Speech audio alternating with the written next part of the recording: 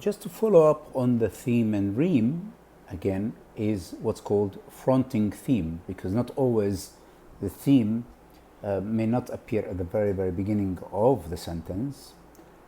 So it might be fronted somehow. Fronting involves the achievement of marked theme, i.e., you mark the theme as opposed to unmarked theme. Marked theme means you make it more prominent. So fronting involves, according to Greenbaum and Quirk, involves the achievement of marked theme by moving into initial position an item which is otherwise unusual there. So you're moving it because it's unusual there. Otherwise, it would be unusual there. Here's an example. The book received a great deal of publicity in China. Of course, we know that the rhyme or the theme here is the book.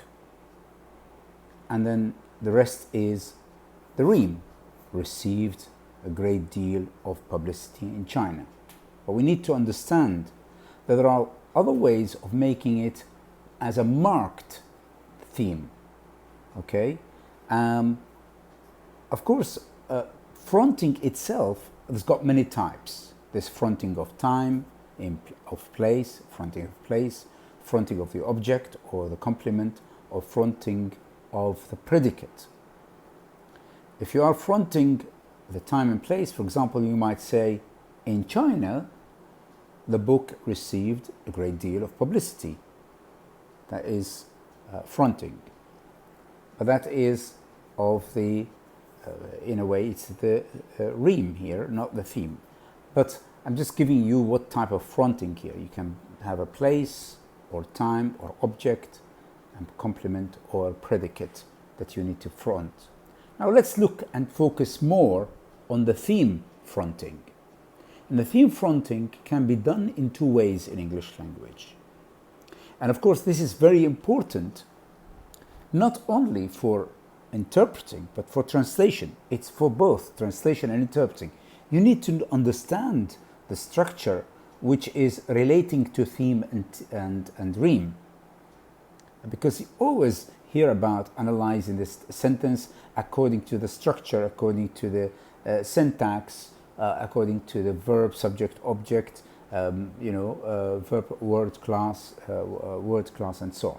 But here, when you are fronting the actual theme, you might use the it structure or the WH structure. When you use the it structure, you can say it was the book that received a great publicity in China. So when you say it was, that is the structure, that is the it structure, is predicating the theme. In other words, making the theme as a predicate, not as a subject. Because earlier, if you look at the sentence before, the book is the subject, is the rhyme, is the theme. But then that theme has been moved on to become predicate. So it becomes what's called predicated theme. So the IT structure is predicating the theme, as the theme is the book, and not it was. That is the actual theme. It's not it was, it's the actual book, which is the theme. And that kind of fronting is called predicate theme, which makes the theme marked, prominent, more important in the sentence, in a way, more focused upon. You can also make fronting of the theme very important in structure, and that is important in translation and interpreting as well, is to use the WH structure. Unlike the first one, which is called cleft structure is the book